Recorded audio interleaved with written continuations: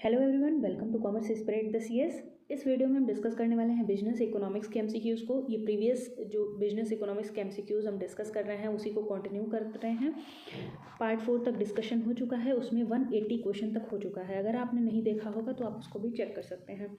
Question number 181 है, what does the substitution effect imply in the theory of demand. Theory of demand में substitution effect क्या बताता है? तो ये बताता है कि एक गुड के प्राइस को में चेंज होने की वजह से दूसरे गुड के डिमांड में जो चेंजेस होते हैं उसको डिफाइन किया जाता है सब्सटीट्यूशन इफेक्ट में। तो ऑप्शन नंबर बी करेक्ट हो जाएगा, change in demand due to change in price of other good. Question number 182 है, when demand is perfectly in elastic the price elasticity of demand is. अब ये बोला है कि डिमांड क्या है, परफेक्टली इन इलास्टिक है। इन इलास्टिक होने का मतलब है कि बिल्कुल भी कोई भी चेंजेस नहीं होने वाले हैं। तो प्राइस इलास्टिसिटी ऑफ डिमांड क्या होगी? तो प्राइस इलास्टिसिटी ऑफ डिमांड क्या बताता है कि प्राइस में चेंज होने की वजह से डिमांड में क्या चेंज हो रहा है। यहाँ जब परफेक्टली इन इलास्टिक है मतलब कोई भी चेंज नहीं हो रहे हैं तो प्राइस इलास्टिसिटी ऑफ डिमांड क्या होगा? 0 होगा। क्वेश्चन नंबर 183 है, cross elasticity of demand for complementary good. Complementary good क्या होते हैं? पूरक वस्तुएं होती हैं। एक जैसे कार है और पेट्रोल है तो दोनों एक साथ यूज किए जाते हैं। अब क्रॉस इलास्टिसिटी कॉम्प्लीमेंट्री में क्या होगा कि अगर कार के प्राइसेस बढ़ रहे हैं मतलब इसका डिमांड कम होगा और इसका डिमांड कम होगा तो पेट्रोल के भी डिमांड कम हो जाएंगे। तो ये क्या होता है आपका पॉजिटिव, इसके बीच में रिलेशन होता है कि अगर एक के प्राइसेस नेगेटिव होता है, अगर कार के प्राइसेस बढ़ेंगे तो इसके डिमांड में कमी आ जाएगी। क्वेश्चन नंबर 184 है, which of the following factors does not affect price elasticity of demand. Price elasticity of demand को क्या प्रभावित नहीं करता है? Availability of substitute, proportion of income spent on the good, future expectation और मार्जिनल कॉस्ट ऑफ प्रोडक्शन। तो marginal cost of production इसको प्रभावित नहीं करता है। बाकी सारी चीज़ें आपके इलास्टिसिटी ऑफ डिमांड को प्रभावित करने वाले तत्व हैं। क्वेश्चन नंबर 185 है, income elasticity of demand for normal good is always. अब इनकम इलास्टिसिटी पूछा है और नॉर्मल गुड के रिलेशन में पूछा है तो ये कैसा रहता है कि इनकम बढ़ने से इसकी डिमांड भी बढ़ जाती है तो ये पॉजिटिव होता है।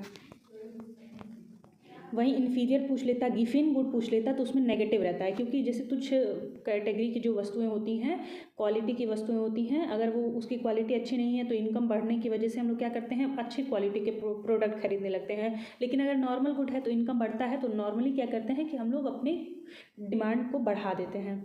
क्वेश्चन नंबर 186 है, if a 10% rise in price of a good leads to 20% fall in quantity demanded the price elasticity of demand is. अब ये क्वेश्चन देख करके भी आप आंसर लगा सकते हैं कि 10% इंक्रीज हुआ है तो 20% फॉल हुआ है तो इसके बीच में कितना रिलेशन है? 2 का।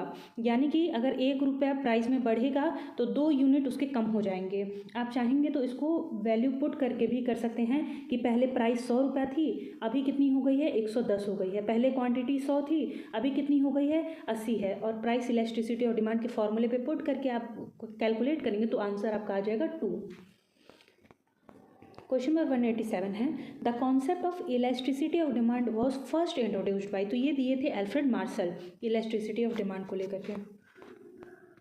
क्वेश्चन नंबर 188 है, what happens to demand for a product if its price increases assume the Veblen good. अगर कोई प्रोडक्ट वेबलेन गुड वाला है, वेबलेन गुड का मतलब क्या है कि वो स्टेटस दिखाता है, लग्जरियस प्रोडक्ट है, तो उसके अगर प्राइजेस बढ़ेंगे तो डिमांड क्या होगा? तो उसके डिमांड क्या होंगे?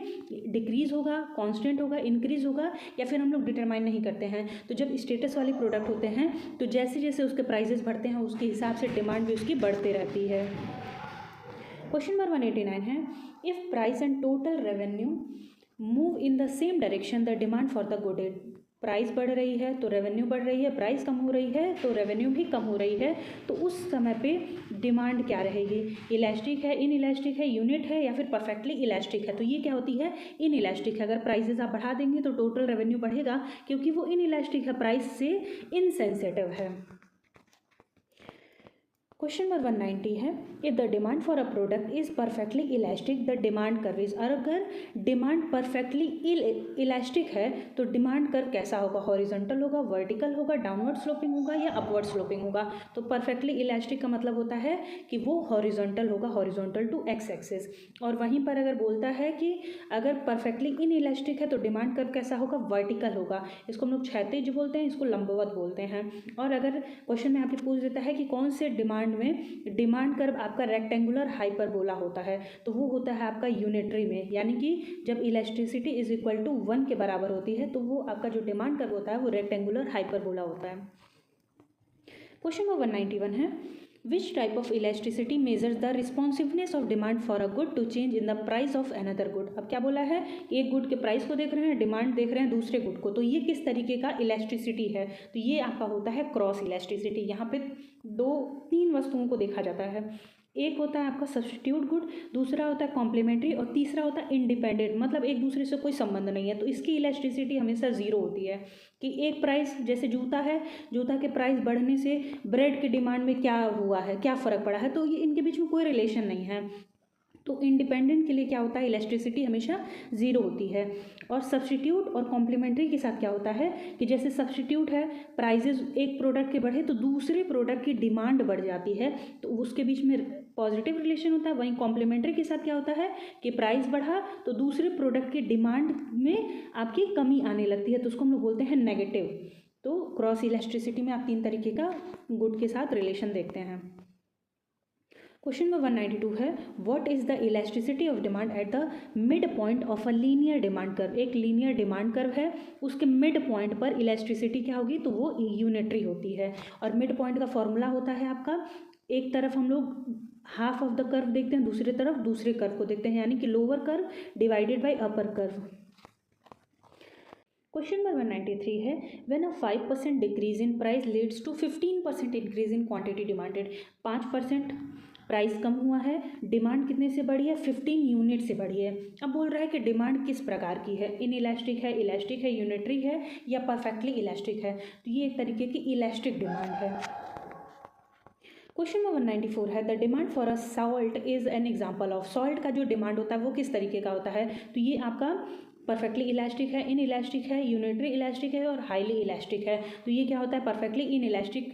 प्राइस में चेंज होने की वजह से सॉल्ट के जो टेस्ट होता है, चाहे आप बोल सकते हैं डिमांड होता है, उसमें कोई बहुत फ़र्क नहीं पड़ता है। क्वेश्चन नंबर 195 है, which of the following concept measures the change in quantity demanded due to change in consumers income. अब कंज्यूमर के इनकम में चेंज होने की वजह से डिमांड पर क्या प्रभाव पड़ता है, ये किससे मेजर करते हैं, तो income elasticity of demand. Income elasticity of demand किसने दिया था, क्रॉस इलास्टिसिटी ऑफ डिमांड किसने दिया था, अगर आपको पता होगा तो कॉमेंट में ज़रूर बताइएगा। क्वेश्चन नंबर 196 है, in the Hicksian demand curve utility is assumed to be. Hicksian के डिमांड कर्व में यूटिलिटी को क्या मापा गया है, वेरिएबल है, मैक्सिमाइज्ड है, कांस्टेंट है या अनडिफाइंड है। तो हेक्सियन का जो डिमांड कर्व है इसमें बोला गया है कि जो यूटिलिटी ऑफ गुड है वो हमेशा कांस्टेंट रहती है। क्वेश्चन नंबर 197 है, derived demand refers to. Derived demand का क्या मतलब होता है, demand for capital good, demand for raw material, demand for a product resulting from demand for another product और ऑल ऑफ द अबव। तो ऑप्शन नंबर डी करेक्ट हो जाएगा, all of the above. Demand for capital good का मतलब क्या है कि जैसे मशीनरी है, उसका डिमांड कब बढ़ेगा, जब डिमांड मार्केट में किसी प्रोडक्ट की बढ़ेगी। तो ये भी आपका क्या हो गया, डिराइव्ड हो गया। डिराइव्ड का मतलब क्या होता है, किसी और वस्तु के डिमांड की वजह से दूसरे वस्तु पर प्रभाव पड़ रहा है, उसकी डिमांड बढ़ रही है, तो उसको हम लोग बोलते हैं डिराइव डिमांड। रॉ मटेरियल कब बढ़ेगा, जब मार्केट में किसी भी प्रोडक्ट की डिमांड बढ़ने लगेंगे तो उस टाइम पे रॉ मटेरियल का डिमांड बढ़ेगा। रॉ मटेरियल का डिमांड बढ़ा, मैन्युफैक्चरर का जो मैन्युफैक्चरर है वो कैपिटल गुड्स की डिमांड को बढ़ाएगा। और ऑप्शन नंबर सी तो उसकी पूरी डेफिनेशन दे रखा है कि demand for a good resulting from the demand for a another product. किसी और प्रोडक्ट की वजह से जब डिमांड बढ़ती है किसी प्रोडक्ट की तो उसको हम लोग बोलते हैं डिराइव्ड डिमांड। क्वेश्चन नंबर 198 है, what does a negative income elasticity of demand signify. Income elasticity negative होने का क्या मतलब है, the good is luxury, the good is inferior, normal और none of the above. Negative income elasticity का मतलब क्या है कि इनकम बढ़ेगा तो डिमांड कम कर देगा, तो ये किसके साथ होता है, इन्फीरियर गुड्स के साथ होता है। क्वेश्चन नंबर 199 है, elasticity of demand is determined by.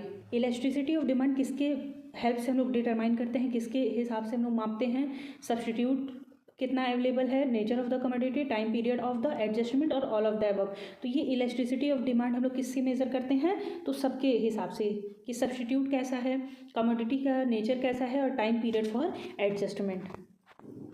Question number 200 है, what does the snob effect in demand indicate. Snob effect का मतलब क्या होता है कि जब किसी प्रोडक्ट के प्राइजेस बढ़ते हैं तो उसके साथ साथ उसको जो कंज्यूमर होता है लगता है कि जो प्रोडक्ट है वो बहुत ही ज़्यादा ऑस्पिशियस है, या फिर आप बोल सकते हैं स्टेटस देने वाला प्रोडक्ट है।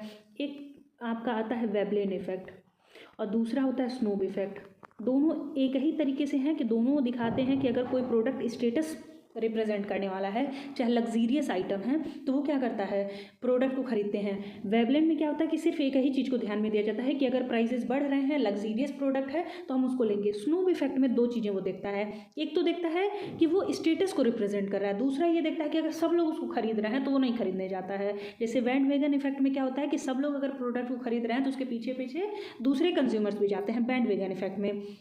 वेबलेन में क्या है कि वो बोलता है कि अगर कोई प्रोडक्ट हमें स्टेटस रिप्रेजेंट कर रहा है, लग्जीरियस प्रोडक्ट है, तो वो उसको मैं खरीदूंगा। स्नूब इफेक्ट भी वही बोलता है कि लग्जीरियस प्रोडक्ट की तरफ जाएंगे, लेकिन उसके साथ साथ क्या है कि अगर सब लोग उसको खरीदेंगे तो मैं उस प्रोडक्ट को नहीं खरीदूंगा। तो ये क्या हो जाएगा आपका, demand increases as price rises because of status value. ये आपका ऑप्शन नंबर ए करेक्ट हो जाएगा। Demand falls due to low quality substitute. Demand decreases for inferior good. Demand remain constant. बाकी ये तीनों ऑप्शन सही नहीं है।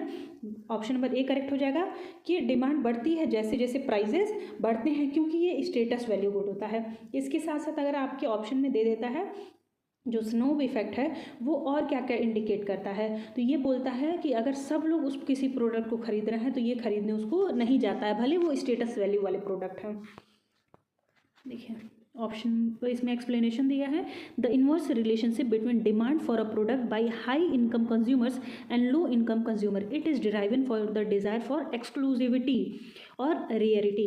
मतलब वो क्या है कि एक्सक्लूसिवली सिर्फ मेरे पास है वो प्रोडक्ट, या फिर गिने चुने कुछ लोग के पास है। सब लोग अगर उस प्रोडक्ट को खरीद रहे हैं तो स्नोब इफेक्ट उस पर काम नहीं करता है। वहाँ पे क्या है कि लग्जीरियस है तो वेबलेन प्रोडक्ट यूज़ करेगा, और यहाँ पे सीधा सीधा रिलेशन दिखाता है कि एक हाई क्लास ग्रुप है और एक लो इनकम कंज्यूमर्स ग्रुप है, उनके बीच में इन्वर्स रिलेशन है। अगर ये कोई प्रोडक्ट लो इनकम कंज्यूमर्स खरीद रहे हैं तो हाई इनकम कंज्यूमर्स उसको परचेज नहीं करते हैं, क्योंकि वो रेयरिटी को नहीं रिप्रेजेंट करता है। स्नोब इफेक्ट हमेशा रेयरिटी की तरफ जाता है। Question number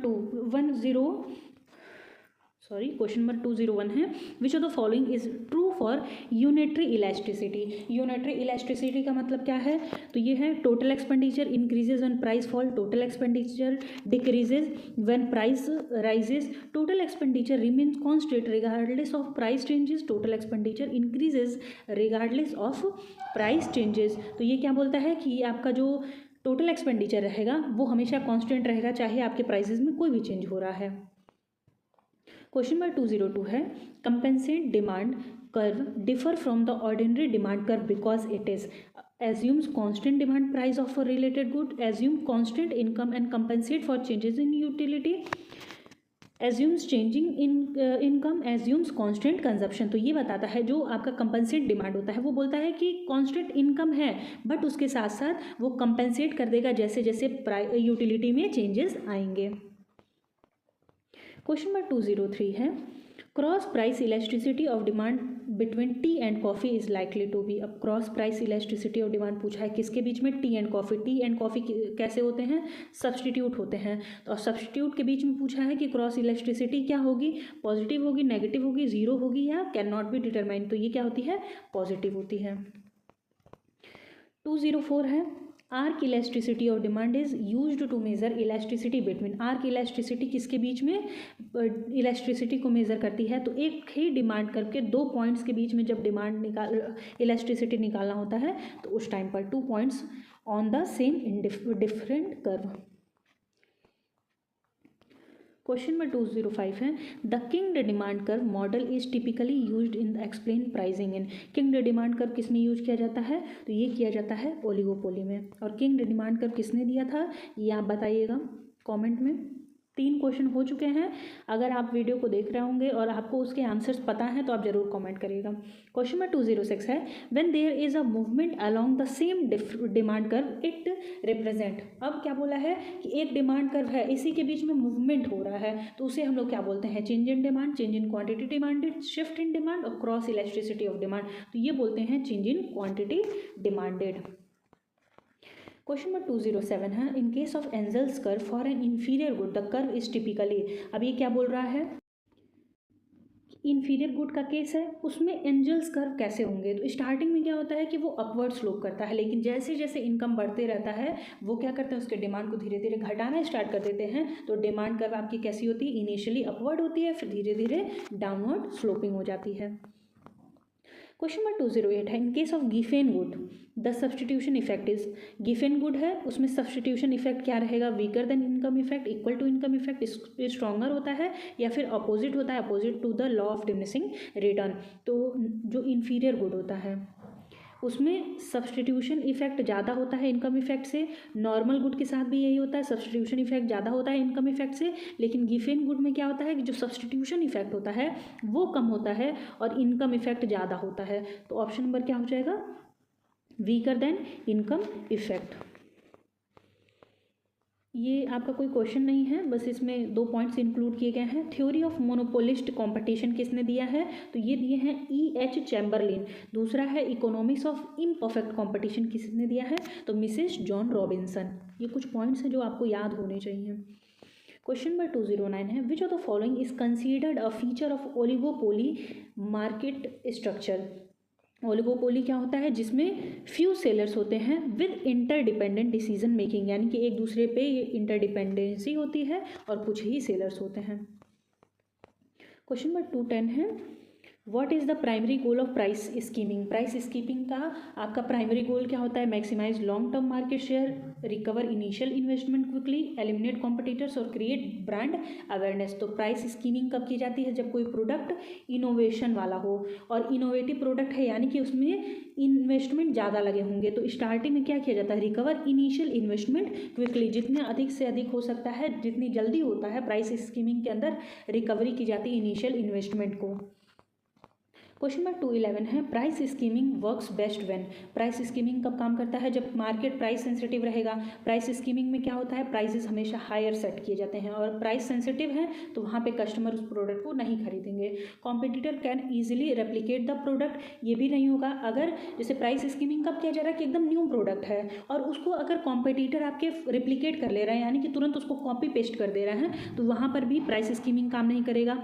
the product has a high perceived value, product के अंदर बहुत अधिक वैल्यू है, तो ये ऑप्शन नंबर सी भी आपका एक तरीके से करेक्ट है। और दूसरा क्या है कि the production cost are extremely high throughout, तो ये ऑप्शन नंबर डी इसका अप्रोप्रिएट आंसर नहीं है, तो ऑप्शन नंबर सी करेक्ट हो जाएगा। जो प्रोडक्ट है उसके हाई परसीव्ड वैल्यू है, तो अगर प्रोडक्ट के प्राइसेस ज़्यादा हैं तो लोगों को लगता है कि इसकी वैल्यू इतनी ज़्यादा है, तो प्राइसेस ज़्यादा रहने से कोई दिक्कत नहीं है। क्वेश्चन नंबर 212 है, which stage of products life cycle is most suitable for price skimming. Price skimming product life cycle तो इस तरीके से कुछ रहता है कि एक इंट्रोडक्शन का स्टेज आएगा, ग्रोथ आएगा, मेच्योरिटी आएगा, फिर डिक्लाइन हो जाता है। तो ये इंट्रोडक्शन के स्टेज पे प्राइस स्कीमिंग किया जाता है। प्राइस स्कीमिंग हो गया चाहे पेनिट्रेशन प्राइसिंग हो गया, ये दोनों करते हैं। क्वेश्चन नंबर 213 है, what type of customers does price skimming target. Price skimming में किस तरीके के कस्टमर को टारगेट किया जाता है, प्राइस सेंसिटिव कस्टमर को नहीं किया जाता है, ये अर्ली एडॉप्टर्स को, विलिंग टू पे अ प्रीमियम, जो अर्ली एडॉप्टर होते हैं, मतलब कोई भी मार्केट में प्रोडक्ट आया तो उनको उनके अंदर रहता है कि मुझे तुरंत ये प्रोडक्ट ट्राई करना है, तो अर्ली एडॉप्टर्स जिनके पास प्रीमियम प्राइजेस हैं पे करने के लिए, उनके लिए होता है। क्वेश्चन नंबर 114 है, which of the following is a limitation of price skimming. Price skimming के लिमिटेशन क्या होते हैं, हाई मार्केटिंग कॉस्ट होता है, अट्रैक्टिंग इंटेंस कंपटीशन क्विकली और slow product adoption in high income segment और डिफिकल्ट लोअरिंग प्राइस लेटर। तो जब प्राइस स्कीमिंग होती है तो अदर जो कॉम्पिटिटर्स होते हैं उनको भी अट्रैक्ट करता है, तो इसमें सबसे अधिक क्या होता है कि अट्रैक्टिंग इंटेंस कॉम्पिटिशन क्विकली, बहुत अधिक से अधिक कॉम्पिटिटर्स को ये अट्रैक्ट करता है। क्वेश्चन नंबर 115 है, price skimming is not appropriate when. Price skimming appropriate कब नहीं होता है, there is low demand for product at higher prices, the product is innovative, customer value quality over price, competitors can not easily copy for the product. तो ये क्या होता है कि जब लो डिमांड रहती है हाई प्राइसेस पर, तो उस टाइम पर प्राइस स्कीमिंग अप्रोप्रिएट नहीं रहती। बाकी प्रोडक्ट इनोवेटिव है, क्वालिटी उसकी अच्छी है, प्राइजेस को कस्टमर ध्यान नहीं दे रहा है और दूसरा कॉम्पिटिटर्स उसको कॉपी नहीं कर सकते हैं, इन तीनों केस में ये अप्रोप्रिएट होता है सबसे अधिक। क्वेश्चन नंबर 216 है, which company strategy align with the price skimming. Price skimming से कौन सी कंपनीज अपने स्ट्रेटजीज को बनाते हैं? Maximizing volume by setting low prices, offering discounted product launch, charging high prices to create luxury image और matching competitors price from the start. तो option number C correct हो जाएगा कि इसमें क्या किया जाता है, हाई प्राइसेस चार्ज किए जाते हैं ताकि प्रोडक्ट को लग्जरी आइटम की तरह प्रेजेंट किया जा सके। क्वेश्चन नंबर 217 है, a product priced using price skimming is usually like to. अब प्रोडक्ट में क्या किया जाता है, प्राइस स्कीमिंग यूज किया जा रहा है, किस तरीके का प्रोडक्ट है? Appeal to mass market customer from the start, target a niche segment at initial launch, be undercut by competitors immediately, face demand only in decline phase. तो इसमें क्या किया जाता है, एक नीश सेगमेंट को, नीश सेगमेंट का मतलब होता है किसी एक स्मॉल सेगमेंट को ही सिर्फ फोकस किया जाता है एट इनिशियल लॉन्च पे। तो ऑप्शन नंबर बी करेक्ट हो जाएगा। क्वेश्चन नंबर 218 है, which condition would discourage a company from using price skimming. Price skimming कौन सी कंपनी नहीं यूज कर सकती है? कस्टमर आर विलिंग टू पे मोर इनिशियली, तो ये प्राइस स्कीमिंग का रूल हो सकता है। Product cost high and revenue need to be recovered quickly, तो ऑप्शन नंबर आपका बी भी एक तरीके से क्या है, डिस्करेज नहीं कर रहा है, इनकरेज कर रहा है।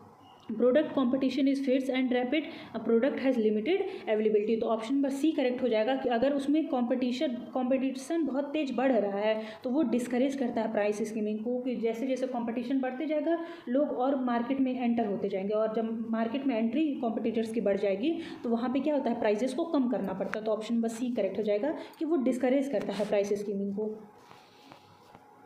क्वेश्चन नंबर 219 है, price skimming often involves lowering prices after. Price skimming में प्राइसेस को कम कब किया जाता है?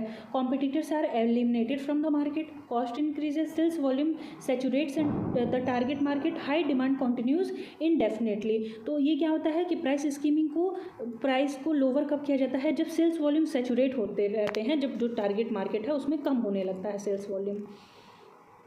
क्वेश्चन नंबर 220 है, what is the objective of penetration pricing. Penetration pricing का ऑब्जेक्टिव, मेन ऑब्जेक्टिव क्या होता है? To enter the market quickly with large customer base. तो ये क्या होता है कि अधिक से अधिक कस्टमर्स को अट्रैक्ट करने के लिए ये स्ट्रेटेजी अपनाई जाती है कि कम प्राइस स्टार्टिंग में रखते हैं ताकि हम कस्टमर्स को अधिक से अधिक अट्रैक्ट कर सकें।